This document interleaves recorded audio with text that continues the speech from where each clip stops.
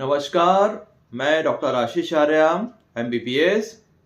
आज हम बात करेंगे शराब की लत के बारे में, यानी शराब की जो आदत है बहुत ज़्यादा हो गई है लोगों को, उसको कैसे कम करते हैं उसके बारे में हम चर्चा करेंगे। और आपको किसी भी तरह की मदद चाहिए तो आप प्रश्न पूछ सकते हैं कि इस मुश्किल से लोगों को कैसे निकाला जाता है। हम आपके जो जवाब हैं लाइव सेशन में कभी भी आके दे सकते हैं। तो सबसे पहले हम शराब की जो लत है उसको समझते हैं, ये होती क्या है। जो लोग शराब कभी कभार पीते हैं, जो लोग शराब थोड़ी ज़्यादा पीते हैं और जो लोग शराब सुबह दोपहर शाम पीते हैं, इन तीनों में शराब पीने का जो तरीका है अलग अलग होता है और इन तीनों में हमें अंतर पता होना चाहिए, क्योंकि उसी के हिसाब से हम शराब की लत कैसे कम कराएं उस पर चर्चा करेंगे। जो लोग हफ्ते में एक आध बार या 15-20 दिन में या 1-2 महीने में एक बार शराब पीते हैं, थोड़ी बहुत पीते हैं और कंट्रोल में पीते हैं, उनको कोई बीमारियां नहीं होती हैं और वे छोड़ना चाहें तो जब चाहें छोड़ना चाहें छोड़ सकते हैं, उनका शौक होता है। और दूसरा ये रहता है जिनको शराब की बहुत ज़्यादा आदत हो गई है, यानी सुबह दोपहर शाम जो लोग पीते हैं शराब, वे लोग कई बीमारियों से ग्रस्त होते हैं। उनको कई बीमारियां होती हैं जिसके कारण से उनको शराब की लत हुई है और उनका ट्रीटमेंट होना ज़रूरी है। जिनको शराब की बहुत ज़्यादा लत हो गई है उन्हीं का ट्रीटमेंट की ज़रूरत होती है। जो शराब कभी कभार पीते हैं उनको शराब की लत का, शराब की जो शौक़ है उसका ट्रीटमेंट नहीं किया जाता है, क्योंकि शराब छोड़ना और नहीं छोड़ना केवल और केवल उनके हाथ में रहता है। और शराब की लत है, यानी शराब बहुत ज़्यादा कोई अगर पी रहा है तो उनको छुड़वाने में मदद करनी होती है।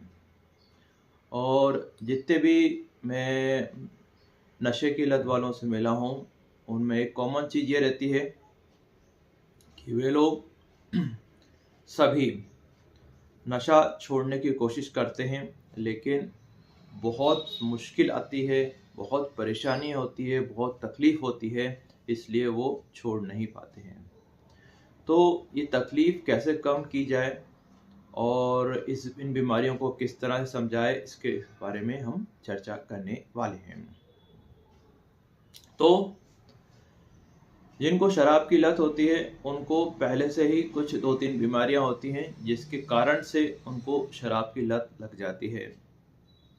और किसी भी नशे की लत है अगर वो अत्यधिक है तो उसका कारण जो होता है, कुछ बीमारियां होती हैं जिनका नाम होते हैं डिप्रेशन बीमारी, और भी कई बीमारियां होती हैं। तो हमें सबसे पहले ये जानना ज़रूरी है कि जिनको शराब की लत है उनको कई बीमारियां हैं। जब तक हम उनको ये नहीं मानेंगे कि वो मरीज हैं, तब तक हम उनको ठीक करने में हमें बहुत बहुत मुश्किल होगी। तो सबसे पहला पॉइंट याद रखिए कि जिनको भी शराब की लत है उन्हें, उनके परिवार को ये समझना होगा कि वो बीमार हैं और उनको इलाज की ज़रूरत है। दूसरा ये है, बीमार हैं तो उन्हें कैश पैसे देने की ज़रूरत नहीं है किसी भी तरह के, क्योंकि वो कैश पैसे आप जब भी देंगे तो वो शराब में ही जाएंगे। उनको दूसरे तरीके से हमें मदद करना है, शराब कम करने में मदद करना है। दूसरा मुख्य पॉइंट हमें ध्यान रखना है कि जिनको शराब की लत है उनसे बात करने का तरीका समझना बहुत बहुत ज़रूरी है। अगर हम किसी व्यक्ति को जिनको बहुत शराब की लत है उनसे ये बोलते हैं कि शराब के बहुत नुकसान होते हैं और शराब बहुत बेकार चीज़ होती है, आपको शराब छोड़नी ही चाहिए आपके परिवार के लिए, तो ये सब बातें जो रहती हैं उन पे शराब पीने वालों को बहुत गुस्सा आता है। अगर वो गुस्सा निकाल देंगे तो लड़ाइयाँ होती हैं, और नहीं निकाल देंगे तो वो घर से चले जाएंगे। तो यहाँ से कभी भी शुरुआत नहीं करनी है बात करने की। ध्यान रखिए, यहाँ से कभी भी शुरुआत नहीं करनी है। शराब के नुकसान बताने की कोशिश ना करें, सब पता रहता है उनको। हमें प्रैक्टिकल जो है सलाह, मतलब जो सलाह काम आ सके वही सलाह देना है, और जिस सलाह से व्यक्ति को गुस्सा आ जाए वैसी सलाह नहीं देना है। इसका मतलब ये नहीं है कि हम शराब की लत कम करवाने की कोशिश नहीं कर रहे हैं। इसका मतलब है हम प्रैक्टिकल यानी सही तरीके से, मतलब जिससे हमें सक्सेस मिलने की चांसेस हो, वैसे तरीके अपनाएंगे। तो जिनको शराब की लत होती है, जब भी आप उनसे मिलें तो एक सकारात्मक यानी पॉजिटिव कमेंट हमेशा उनसे करें। भाई पिया कितने भी करो लेकिन कुछ खा लिया करो। ये बहुत ही सकारात्मक और पॉजिटिव और एक कम्युनिकेशन चालू करने वाला जो है कमेंट होता है। भाई पिया कितना भी करो लेकिन कुछ खा लिया करो। तो खाने की सलाह सबसे पहले हमें देनी है। खाने की सलाह देते हैं हम तो 3 चीज़ें हमारी सॉल्व होती हैं। पहला तो है खाने से उनको जो इतने दिनों से उन्होंने खाना छोड़ रखा है, खाने पर ध्यान नहीं दे रहे हैं, जिसके कारण उनको बीमारियां हो रही हैं, वो कंट्रोल होती हैं। दूसरी बात यह है कि जब हम खाने को बोलते हैं और व्यक्ति खाना खाता है तो शराब का एब्जॉर्प्शन थोड़ा सा धीरे हो जाता है।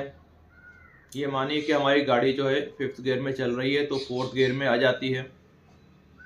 और तीसरा ये है कि कम्युनिकेशन चालू हो जाता है परिवार का और शराब की जो लत व्यक्ति है उनका कम्युनिकेशन चालू हो जाता है, जो कि सबसे ज़्यादा ज़रूरी होता है।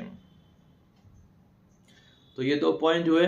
इसके बाद हमें ये पता होना चाहिए जिसकी भी हम शराब की लत कम करवाना चाहते हैं, उनकी शराब हम एकदम से बिल्कुल भी छुड़वाने की कोशिश ना करें। ये बेहद ही खतरनाक हो सकता है, क्योंकि शराब की लत अगर एकदम से छुड़वाई जाए तो ये वैसे ही होता है जैसे कोई गाड़ी 5th गियर में चला रहा है और डायरेक्ट रिवर्स गियर डाल दिया जाए। तो बहुत ज़्यादा तकलीफ होती है अगर किसी की शराब की लत एकदम से छुड़वाने की कोशिश करी जाए। कई लोग क्या करते हैं भारत में, शराब की लत छुड़वाने के लिए व्यक्ति को एक कमरे में बंद कर देते हैं। कई लोग करते हैं ऐसा और होता यह है कि व्यक्ति को मिर्गी के झटके आते हैं या बीपी बढ़ता है या फिर व्यक्ति बहुत ही ज़्यादा दुखी हो जाता है और जो पंखा रहता है उससे सुसाइड कर लेता है फांसी लगाकर। और ये बहुत सामान्य है, कई लोग ऐसा करते हैं, हफ्ते में 2-3 केस ऐसे हो जाते हैं। तो ध्यान रखिए, कभी भी किसी भी व्यक्ति की शराब की जो लत है एकदम से छुड़वाने की कोशिश ना करें। हमें व्यक्ति को पूरी तरह से स्वस्थ तरीके से, सही तरीके से शराब की लत कम करवाना है। 3 पॉइंट हो गए हैं हमारे। सबसे पहले तो हमें जो शराब की लत वाला पेशेंट है उनको मरीज मानना बहुत ज़रूरी है। जब मरीज मानेंगे तभी हम उनका इलाज करवा पाएंगे। अगर मरीज मानेंगे ही नहीं, गलत आदत मानेंगे, तो हम उनका इलाज कैसे करा पाएंगे। दूसरा, हमें ये पता होना चाहिए कि जिनको शराब की लत होती है उनसे कैसे बात की जाए, क्योंकि बात करना स्टार्ट करना बहुत ज़रूरी है। इम्पोर्टेंट पॉइंट सबसे पहले मैंने बताया है, जब भी आप किसी व्यक्ति जो शराब बहुत पीते हैं उनसे मिलें तो एक पॉजिटिव कमेंट, हेल्दी कमेंट हमेशा बोलना चाहिए। भाई कितना भी पिया करो लेकिन कुछ ना कुछ खा के निकला करो। तो यहाँ से हमें हमारी बातें चालू करनी होती हैं। तीसरा ये है कि एकदम से किसी भी व्यक्ति की शराब छुड़वाने की कोशिश ना करें। ये बेहद ही खतरनाक हो सकता है, क्योंकि शराब जैसे ही कम कराई जाती है बीपी 250 पे पहुंचता है और इस टाइम हार्ट अटैक आने का खतरा रहता है। और जैसे ही कोई शराब व्यक्ति छोड़ता है तो डिप्रेशन बीमारी जो पहले से थी और शराब पीने के टाइम बढ़ी थी, और जब व्यक्ति शराब छोड़ता है तो और 3 से 4 गुनी ज़्यादा बढ़ जाती है। इसलिए आत्महत्या का भी डर होता है और मिर्गी के झटके का भी बहुत बहुत डर होता है। तो एकदम से छुड़वाने की कोशिश ना करें। अब 3 पॉइंट के बाद चौथा पॉइंट जो है वो भी हमें पता होना चाहिए और वो बहुत ज़रूरी है। हमें जिनको शराब की लत है उनकी शराब की लत कम करवाना पहला लक्ष्य रखना चाहिए और उस लक्ष्य पे खुश भी रहना सीखना होगा। अगर व्यक्ति सुबह दोपहर शाम दिन में 3 बार शराब पीते हैं और 3 बार सिर्फ शराब पीते हैं और दूसरे काम नहीं कर पा रहे हैं, उनकी शराब अगर हफ्ते में 1 बार या 2 बार तक भी हम ले आएँ तो ये बहुत अच्छा टारगेट होता है। सबसे पहले यही टारगेट रखना ज़रूरी होता है। होता क्या है, जब व्यक्ति शराब छोड़ने की कोशिश करता है और 15-20 दिन तक वो नहीं भी पीता है, लेकिन अगर 1-2 दिन पी लेता है तो घर वाले उनसे बहुत ज़्यादा गुस्से होते हैं और बहुत ज़्यादा स्ट्रॉन्ग रिएक्शन देते हैं। तो इस स्ट्रॉन्ग रिएक्शन से बचना है, इसे बहुत ज़्यादा कड़ी प्रतिक्रिया देने से बचना है और समझना है कि व्यक्ति महीने में 1-2 बार या 2-3 बार ड्रिंक करेंगे ही, एकदम से नहीं छूट पाती है। तो हमें सपोर्टिव रोल प्ले करना है, लेकिन ध्यान रखें पैसे नहीं देना है कैश। अगर उनके पास है तो वो खुद खर्च कर ही सकते हैं, लेकिन हमें पूरी कोशिश करना है कि हमें पहला टारगेट ये रखना है कि व्यक्ति शराब कम कर सके। तो अब हमारे 4 पॉइंट तैयार हो गए हैं। अब हम 5वें पॉइंट के बारे में चर्चा करेंगे। ये भी बहुत बहुत महत्वपूर्ण है और ये बहुत से लोगों को पता भी है, लेकिन इसका उपयोग सही से लोग नहीं पता है, इसलिए मैं बताने जा रहा हूँ। और ये होती है शराब छुड़वाने वाली गोली, जिसको डाइसल्फिराम बोलते हैं। कई मेडिकल स्टोर पे अवेलेबल रहती है, लेकिन ये गोली आप व्यक्ति को डॉक्टर को दिखाने के बाद ही देनी चाहिए या लेनी चाहिए, क्योंकि अगर लीवर बहुत ज़्यादा डैमेज है, किडनी बहुत ज़्यादा डैमेज है या कोई दूसरी दिक्कत है तो गोली देने से दिक्कत आ सकती है। तो आपने डॉक्टर को दिखा दिया है शराब की लत के लिए, तो ये गोली आप उनसे लिखवा सकते हैं। ये ऑनलाइन नहीं लिखी जाती है और इस गोली का जो देने का तरीका है वो मैं आपको बता देता हूँ, जिससे कि आप इस गोली को देना आसानी से सीख जाएंगे।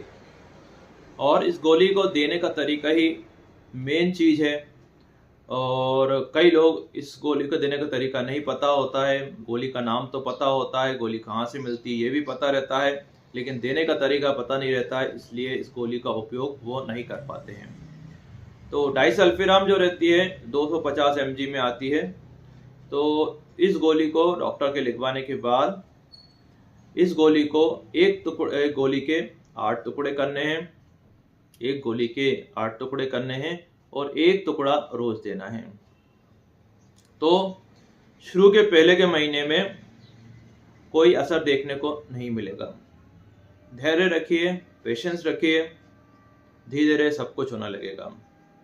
तो 1 महीने में अगर हम 1/8 टुकड़ा देते हैं तो 1 महीने में सिर्फ और सिर्फ व्यक्ति के खाने में 3 गोली ही जाएंगी, सेफर लिमिट में रहता है। 20-25 दिन जब ये गोली हम देते हैं तो थोड़ी थोड़ी सी गोली ये काम करना शुरू कर देती है। 5 से 10% जो शराब है वो एब्जॉर्ब कम होती है अगर इतने डोज में भी हम उनको देते हैं तो। फिर अगले महीने से इस गोली को 1/4 टुकड़ा करना है और रोज देना है। यहाँ से हमें असर देखने को मिल जाएगा। किसी किसी को शुरू महीने में ही 15-20 दिन में ही असर देखने को मिल जाता है और कुछ लोगों को अगले महीने से असर देखने को मिल जाता है। तो धीरे धीरे शराब की जो क्वांटिटी है वो कम होने लगती है और शराब पीने के बाद थोड़ा सा अजीब सा लगता है। तो अगर हम इस गोली को 1 पूरी देते हैं तो बहुत ज़्यादा कड़ी रिएक्शन होती है, जिसके लिए हॉस्पिटल में एडमिट कराना पड़ता है, जो कि खतरनाक होता है और ऐसा करना भी नहीं चाहिए। तो अगर हम 1/8 गोली से चालू करते हैं, यानी करीबन 30-35 ग्राम जो गोली है अपन दे रहे हैं उससे चालू करते हैं, तो ज़्यादा दिक्कत नहीं पड़ती है। और फिर तीसरे महीने से कुछ 1-2 महीने के लिए ये टैबलेट आदि देनी रहती है और फिर वापस इसको कम करना होता है। कितना कम करना है, कितना ज़्यादा करना है, ये व्यक्ति की स्थिति से हम पता करते हैं। तो अब हमारे पास 5 महत्वपूर्ण चीज़ हो गई हैं, जिसे मैं फिर से रिपीट करता हूँ, जिससे कि आप अच्छे से समझ पाएँ। पहला तो ये है कि व्यक्ति को जो शराब पी रहा है उसको मरीज मानना ज़रूरी है। दूसरा ये है, उनसे जो बात करने का तरीका है उसमें बदलाव लाने की ज़रूरत है। तीसरा ये है कि एकदम से छुड़वाने की ज़रूरत नहीं है, धीरे धीरे छुड़वाएं। एकदम से छुड़वाएंगे तो गंभीर हो सकता है व्यक्ति। चौथा ये है कि टारगेट जो है वो छोटा रखें, यानी शराब कम कर दें। एकदम से शराब छोड़ दें तो ऐसा संभव नहीं होता है, पूरी तरह से छोड़ दें तो ऐसा संभव नहीं होता है, कभी कभार व्यक्ति पिएगा। और 5 बार रहता है डाइसल्फिराम दवाई को डॉक्टर को लिखवाने के बाद सही तरीके से दिया जाए। तो ये 5 चीज़ें हो गई। और छठी और बहुत ही महत्वपूर्ण चीज़ तो ये होती है कि हम डिप्रेशन बीमारी के बारे में जानें। जिनके घर में किसी व्यक्ति को शराब की लत है, तो उनको डिप्रेशन बीमारी के बारे में जानने की ज़रूरत है, क्योंकि जो बच्चे हैं उनको भी ये बीमारी ट्रांसफ़र होती है और वो शराब की लत में या कोई दूसरी लत में ना लग जाएं।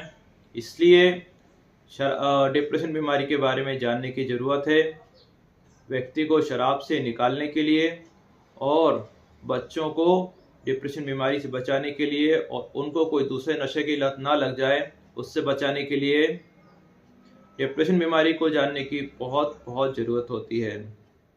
जैसे हम मोबाइल चलाना सीख सकते हैं, जैसे हम किराने का सामान लाना सीख सकते हैं, जैसे हम बहुत गहरी राजनीति सीख सकते हैं, वैसे ही हम डिप्रेशन बीमारी को भी सीख सकते हैं। ये जानना बहुत बहुत ज़रूरी होती है। डिप्रेशन बीमारी को अधिकतर लोग दुख और उदासी समझते हैं, लेकिन डिप्रेशन बीमारी जो हमें दुख और उदासी लक्षण हो भी सकता है और नहीं भी। डिप्रेशन एक बीमारी होती है और दुख और उदासी जो है इमोशन होते हैं, जो कि इस बीमारी में हो भी सकते हैं और नहीं भी हो सकते हैं। तो डिप्रेशन बीमारी के लिए हम एक अलग से वीडियो भी बनाएंगे। और डिप्रेशन बीमारी जो रहती है व्यक्ति के शराब चालू करने से पहले से होती है।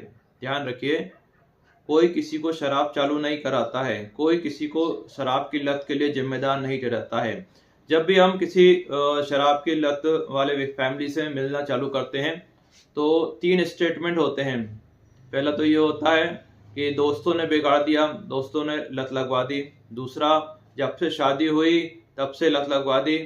और तीसरा, अगर हम उनकी वाइफ से बात करेंगे तो बोलेंगे इनकी माँ, इनके परिवार की वजह से इनको शराब की लत लग गई। तो ये तीनों ही स्टेटमेंट गलत होते हैं। शराब की लत का सबसे बड़ा कारण जो होता है डिप्रेशन बीमारी होती है, जो कि व्यक्ति के शराब चालू करने से पहले से होती है। और ये बीमारी बच्चों में भी हो सकती है उनके, और इसलिए जो वाइफ हैं और मदर हैं पेशेंट की, यानी शराब की लत वाले पेशेंट की, उनको डिप्रेशन बीमारी के बारे में जानने की बहुत बहुत ज़रूरत होती है। डिप्रेशन बीमारी का जो इलाज है वो सरकारी हॉस्पिटल में पूरी तरह से फ्री होता है।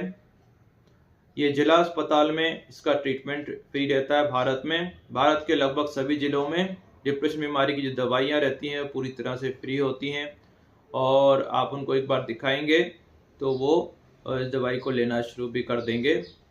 लेकिन सबसे महत्वपूर्ण मैंने कहा कि व्यक्ति को बात करना, कम्युनिकेशन चालू करना बहुत ज़रूरी है। फैमिली जो है शराब को बहुत ज़्यादा गलत ना माने। टारगेट हमारा बीमारी होना चाहिए, ना कि शराब। ध्यान रखिए, हमारा टारगेट बीमारी होना चाहिए, ना कि शराब। शराब को जब जब आप बुरा बोलेंगे तब तब आपकी और उनकी लड़ाई होगी और तब तक मतभेद आगे आएंगे। तो ध्यान रखिए, सबसे महत्वपूर्ण है डिप्रेशन बीमारी के बारे में जानना। और एक बार अगर वो राजी हो जाते हैं डिप्रेशन बीमारी के लिए दवाई लेने के लिए, ठीक है। अगर नहीं होते हैं तो भी चिंता करने की ज़रूरत नहीं है। इस बीमारी का डिप्रेशन बीमारी का सबसे जो बड़ा कारण होता है वो होता है संतुलित आहार नहीं लेना। यानी जो लोग संतुलित आहार नहीं लेते हैं उनको डिप्रेशन बीमारी होती है। तो आप समझ ही गए होंगे हमें करना क्या है। हमें संतुलित आहार बनाना है उनके लिए। और ये संतुलित आहार जो होता है कोई खास नहीं, हम आसानी से घर में बना सकते हैं। बस थोड़ा सा बदलाव लाने की ज़रूरत होती है।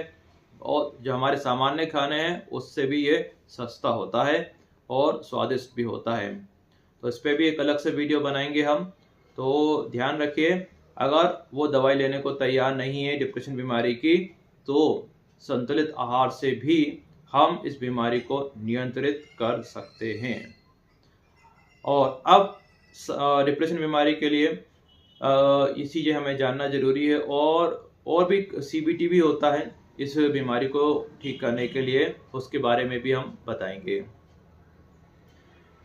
अब आता है 7वां पॉइंट, बहुत महत्वपूर्ण ये भी, और यह है आलू का उपयोग, उबले हुए आलू का उपयोग। उबले हुए आलू से व्यक्ति को जो शराब के टाइम जो तकलीफ होती है उससे बहुत बहुत राहत मिलती है। और इसे एक दवाई जैसा माने, चाहे सब्जी में मिला के दें या फिर उनको बोलें कि उबले हुए आलू का उपयोग करें, तकलीफ कम होगी। और मैं तो ये जितने भी लोग शराब पीते हैं उनसे ये कहूँगा, आप भी उबले हुए आलू ज़रूर खाएं। इससे शराब का साइड इफ़ेक्ट जो रहता है कम होता है। और जिनको शराब की लत होती है वो शराब की लत जो है नियंत्रित होती है। आलू में विटामिन B3 की मात्रा दूसरे फलों और सब्जियों से 10 से 20 गुनी ज़्यादा होती है।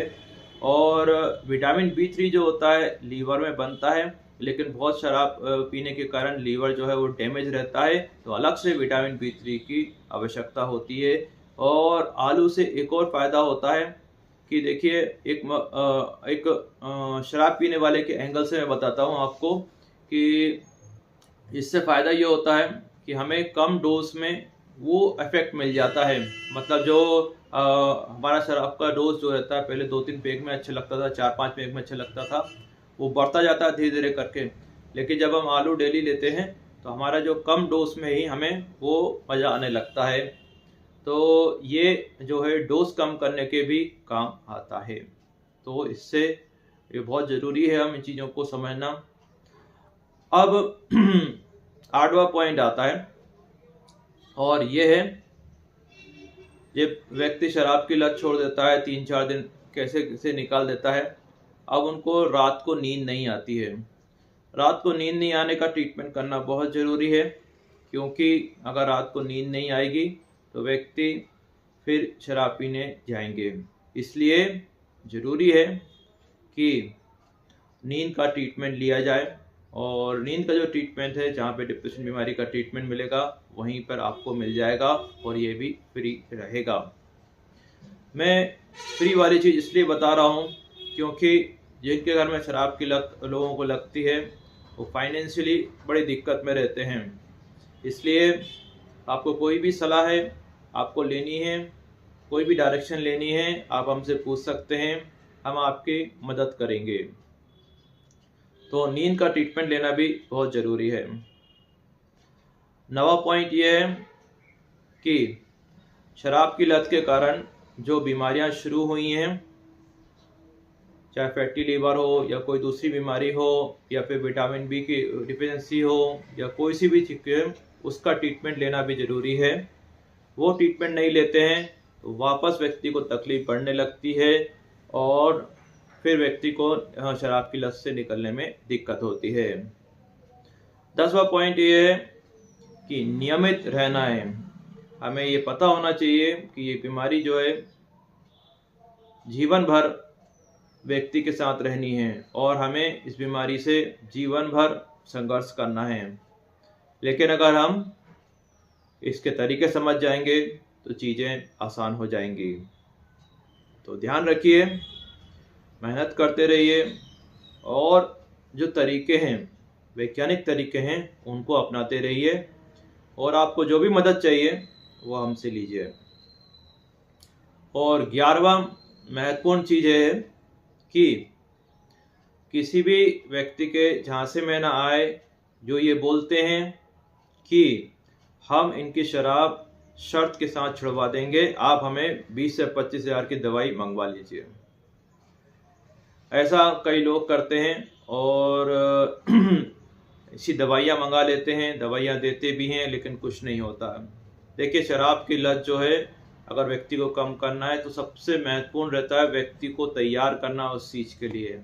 व्यक्ति जब तक ये सोचेगा नहीं कि उसे छोड़ना नहीं है, तब तक ये सफ़र बहुत मुश्किल होगा। और व्यक्ति से कैसे हम शराब की लत कम करवाना है, चालू करवाना है, वही तरीका हम आपको बताएंगे।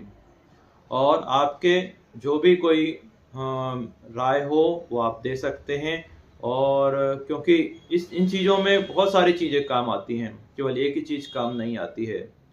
तो हमने यहाँ देखा 11 इम्पोर्टेंट पॉइंट के बारे में बात करी, और जो भी पॉइंट आपको समझ में ना आया हो तो आप हमसे वापस पूछ सकते हैं। हम मिलते हैं अगले वीडियो में। Thank you very much.